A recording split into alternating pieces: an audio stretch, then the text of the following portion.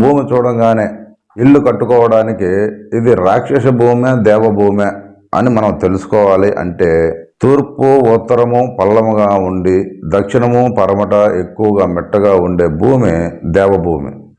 రాక్షస భూమి అయితే తూర్పు ఉత్తరము ఎత్తుగా ఉండి దక్షిణము పరమట పల్లముగా ఉంటే దాన్ని రాక్షస భూమి అంటాం.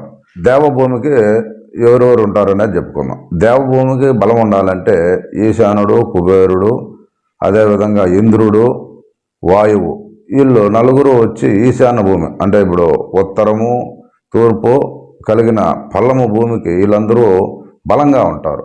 అదే ఎత్తు పెరిగిన భూమికి వీళ్ళు బలహీనంగా ఉంటారు.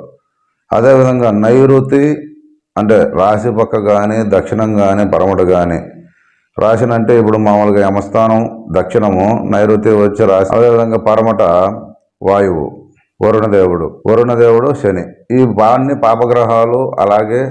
కాబట్టి వాళ్ళు బలహీనంగా ఉండాలి. బలంగా ఉంటే మన పైన చాలా ఇబ్బందులు జరుగుతాయి. కాబట్టి బలహీనంగా ఉండాలి. కాబట్టి వీళ్ళు బలం ఉన్నప్పుడు వాళ్ళు బలహీనమవుతారు.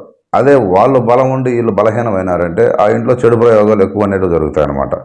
కాబట్టి అందువల్ల తూర్పు ఉత్తరము పల్లంగా దక్షిణము పరమట మెట్టగా కట్టుకోండి. ఇల్లు కట్టుకునేటప్పుడు కూడా ఆ విధంగా వాటర్ పోయాడుగా కనీసం కాంపౌండ్ లేని ఆ విధంగా 4 పక్కల కాంపౌండ్ చేసుకోండి అని వాస్తవికంగా చెప్తారు. అది అందువల్ల చెప్పబడింది వాస్తు.